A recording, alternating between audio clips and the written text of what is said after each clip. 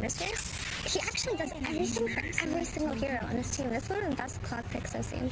Well, we do see it. Or if they're eloquent, perhaps they lose more. Yeah. It doesn't make any sense, but kind of like me. I talk a lot, but not so much play, you know? So, yeah. It makes sense. It really does make sense. You know what else makes sense? That this is game 2, because game 1 is over. Not sure if you're aware of that, Cinderin, but that's true. Game 2 of this lower bracket. That's so much, Misha.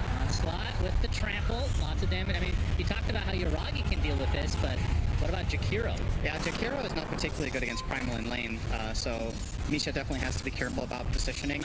Because it's a lot of it is support and you have to get the gold, but when it's picked up, it feels impossible to put a lot of information, which is very powerful.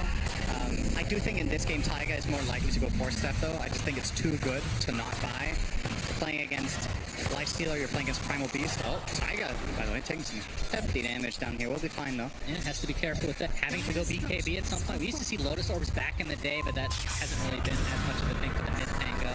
Or you're relying on your team to get the win. I kind of like Diffusal here still, right? You're going to go for that nice, right? But like, yeah, after Diffusal, I don't know, is BKB on Accelerate? Yeah, that's going to be first blood for Amar. And Daracha has to be careful. Going to pop the rage, though. Into 2, one of the biggest spell upgrades in the entire game, in my opinion. Alright, good setup. And with the Frostbite, a lot of damage to BZN, but he gets off the swash. Oh, the miss! Miss from Boom. He's on the low ground, but he still finds the kill in the end. Very close. That was very close to being extremely unfortunate for Boom. If Taiga had enough mana for Cogs, he might have actually survived there. They find the Jakiro. They get trampled down, and Yuragi gets off the time dilation. He's not going to be able to likely find a kill unless he gets a timely bash here on Any bash? Any bash? No. Against the clockwork. Yeah, Tofu gets up the last word, but BZM with the rolling thunder. Oh, nice juking from Tofu. Fancy get going on, though. I don't know if he's going to hit him the second time. No. Tofu definitely has his dancing shoes on as he's able to only get hit once. I believe this is what some people refer to as NA driver. That's what that means. Celery, he's going to get soloed down. Amar actually gets credit for that kill. And now the Viper strike onto Daracha, attempting the TP out. Oh, he dies in the fountain. Try to bring back Daracha. I think this is the right idea with this Invis rune. And it looks like Amar's no idea. There's the initiation. He has to stand his ground with the Nether Toxin and the right clicks. It's actually, trade him he's away, just going to run away inside. So it's a 1-for-1. And now Celery with the rotation of BZM will be taken out. So it looked like it was going to be a clean pickoff for Gaming Gladiators, not to be, and it might be even more as Boom has to expend a lot of mana, but Taiga, not quite level 6 yet. Maybe not, actually. He's catching up. Shield crash, and he's going to get locked down into oblivion, so another kill for OG. And that is another big part of why Amar is so strong on this hero, is that even when the enemy team is going for his Viper to try to solve the lane after it's been lost, if his teammates are fast at rotating, Viper is a pretty hard kill. You can see Amar going for the traditional item build of Chronosphere, and Amar is on the other side as well. That's a goner. And uses the Viper Strike just to ensure another kill on a quarter. He got some of it. He's going to take a nice pass. No. Tick down eventually, though, to Misha. And now Celery looks to be next, potentially. Not even needing the rolling thunder. God. So we have it. Close call. Yuragi, the global silence, the infest out, and they do claim themselves the Faceless Void. And it's hard not to look at a scoreline because it's a 3K lead for OG, but Taiga, he's going to be the next to fall, it looks like. Okay. So Gaiman able to get some important kills here to try to get back in this game. Well, they have also taken half the mid towers, so not too bad. Great rotation there, good first global. Usually what Faceless Void does so well against Primal, which is also what happened in lane, right, is that you go on him and he just time walks away, but when you do have that global silence and you time it well, you start off the onslaught where Void is like, oh, they're going on me, and then you global him and he can't solve it. Obviously Void will be itemizing against this eventually, but not yet. I blocked him. Is that here?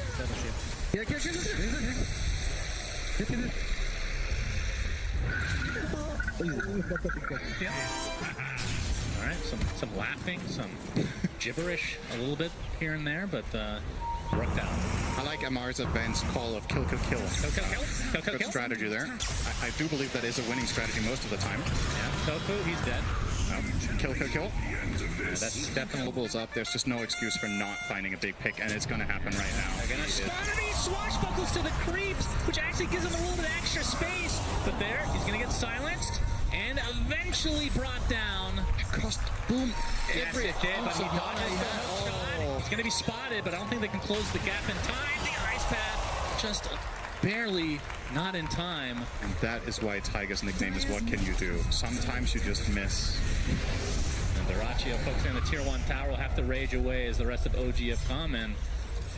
And they've brought, I think, without Global, as long as they have that Witchblade, should be enough. Taiga is going to find Celery.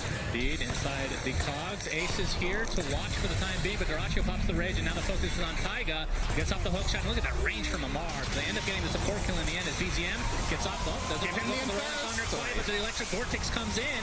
But you have to be careful to that Storm Spear. The Infest into Ace with the trample. Not enough to finish off Taiga in the end as the Uproar procs. The cogs being used as a wall to be able to maneuver with this Rolling Thunder. That is going to be the death of Ace, and now the Chronosphere on his teammates, but the more important is on the Lifestealer, and Dyrachyo will fall as a result. Not the prettiest of...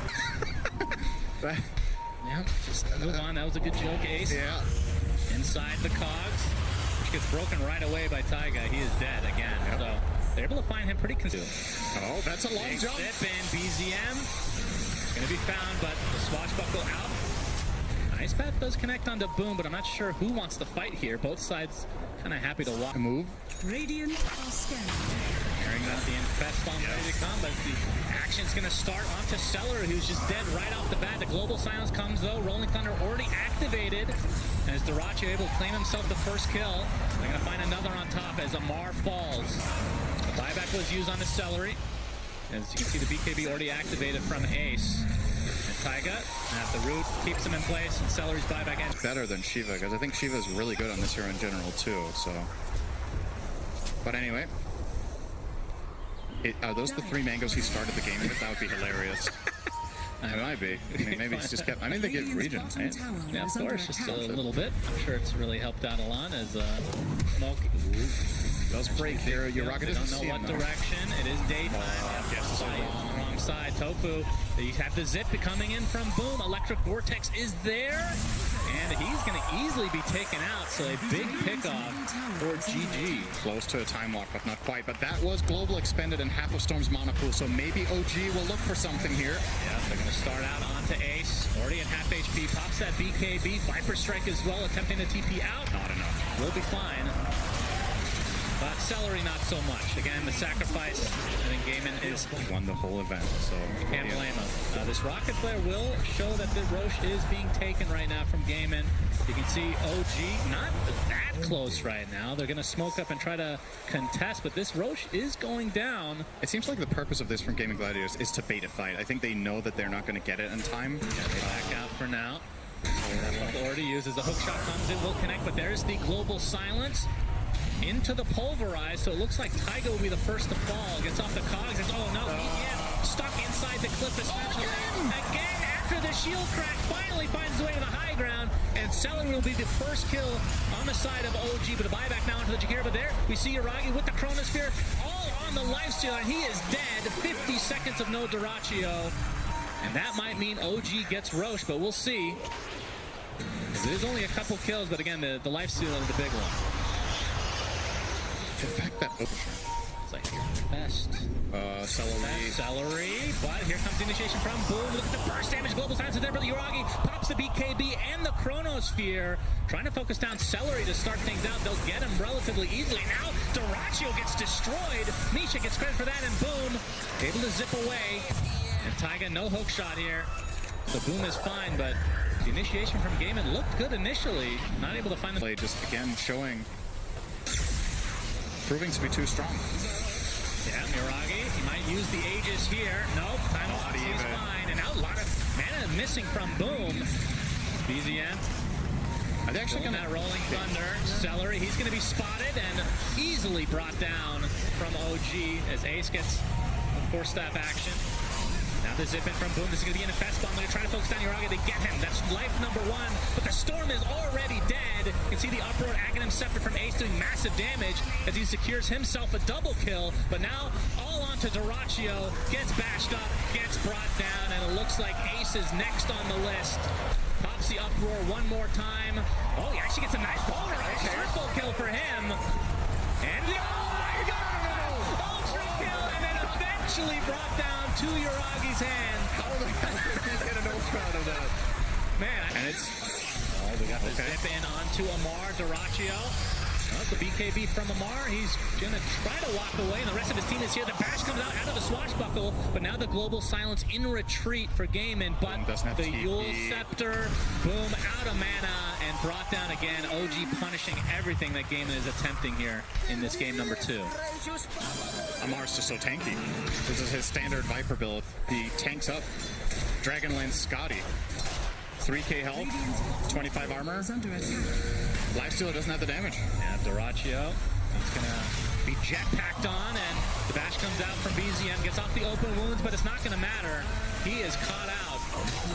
And 2 big kills for and that's something that they did not take advantage of last time, is when they got the Roche, they're not able to do anything with it, as the macro fire used to slow down Ace, but he's going to be fine.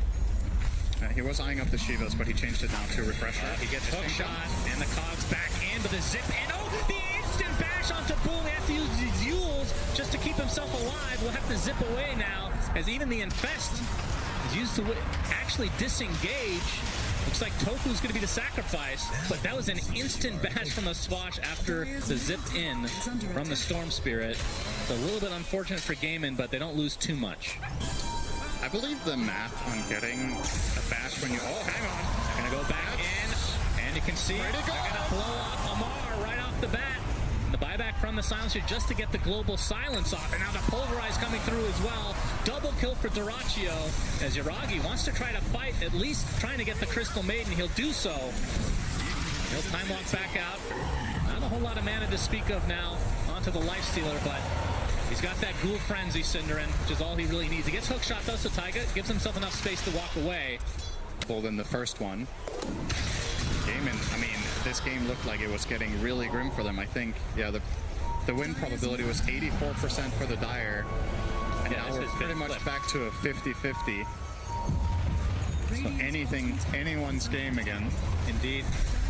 That's a hookshot. Duraccio no more with the Aegis. He's going to get pushed back, but he gets the infest off in a creep, healing up a little bit, trying to get his HP back via right-clicking, but it's not going to happen. But the reinforcements have arrived as Boom able to get one, but Taiga buys back into the game. Ace pops to BKB, now focusing on Amar with that trample, doing quite a bit of damage. Now he'll have to just TP out, but he gets back. Whoa! Okay. It was on cooldown, I think. I think he already crashed off to the left, right? It was on cooldown down there. So. Yeah, no, he's happy. Yeah. That was a close one. Oh, he's gonna get hookshot on, and the item is still down there, but he pops the uproar.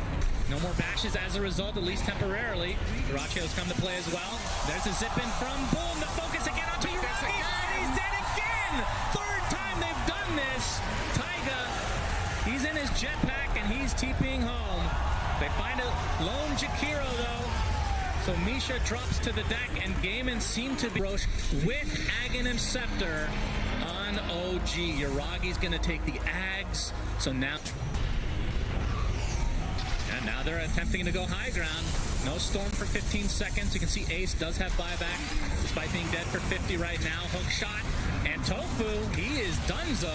No buyback. No, yeah, 90 seconds of no silencer. That is big. Now they're focusing down onto Celery. He does have buyback himself, but Amar and company really want to go deep. The Chronosphere completely with other than Amar, and that is going to likely be the death of him. We'll see if he gets the tips or not, but either way, technically speaking, Gaimin does defend, and now the zip from Boom, finding the Jakiro. Double kill for him now, for Rex. And that means Gaimin resetting. You can see Amar not too happy with being chronoed by his teammate. Understandable. The Ace is infested on. You can see Gaimin. If they can get the nice little cheeky kill on the BZM, that'll be a dieback. Okay. Zip. Okay, that's the Aghanim Scepter. Electric Vortex onto the both supports, and they're both dead just like that. And now Eon Disc procs as BZM trying to find some distance. Dyrachio and company trying to focus down Uragi again. There's the onside. There's the first death. Do they have more stuns? We'll see. Spawns back in. Frostbite is dispelled instantly. Celery getting it. Okay. Boom goes in with another big stun. The Yule's keeping BZM alive, but this might be the death of him. Gets off the shark and the swashbuckle. He's alive, but there's the onside again. Are you serious? BZM still lives. That would have been an enormous kill just based on not having buyback. Ooh. Or you make it Pierce BKB. BZM gonna use his shard, but they're gonna try to focus down Amar. The open wounds is ripping him a new one, but there's the Chronosphere. Oh, he gets popped outside. Boom will live. Unbelievable. And we'll see if they're able to turn this around as Uragi. Oh my god, he time walks everything off. But BZM is taking the brunt of the damage, uses the shield crash, trying to get back to his base, but the onslaught finally finishes off the Pangolier. Dyrachio barely alive as the Uproar doing a good amount of damage, but Ace will finally fall. So technically a 1-for-1 exchange. Tofu able to TP out. Everything is so close. In the 4v5 advantage, or 4v3 advantage. So we'll take the top set of racks and then can waddle their way back down to bottom to get megas. But still so much time without these heroes. But here's the initiation. Global silence, but the instant BKB. But now the bash applied to Uragi.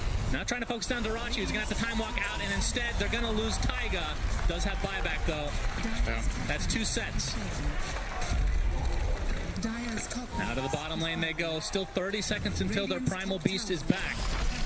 I actually think OG had to try for that. If they don't do it, they lose the lane for free and the play just happens bottom instead. Now they have a buyback play, potentially, with a 10-second cooldown on Chrono.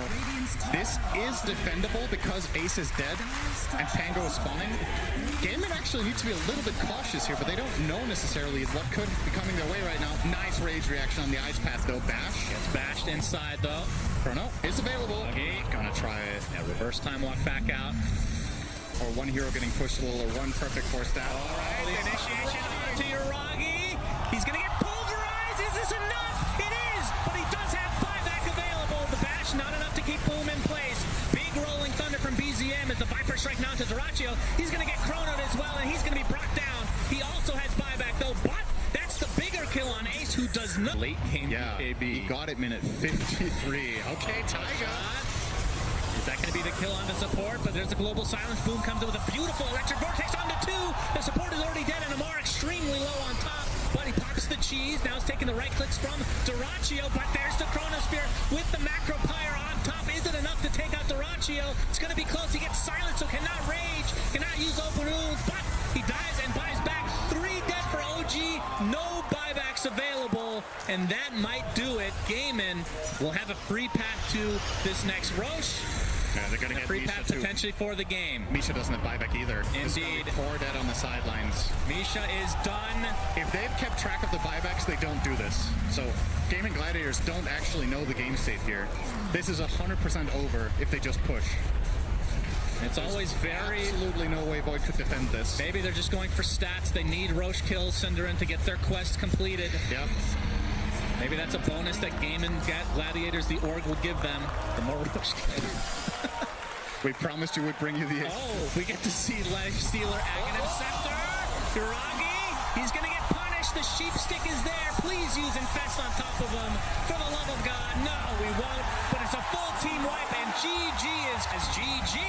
Game and Gladiators extend it to game number 3. What a game. I was not expecting them to come back, but that was it the second Roche?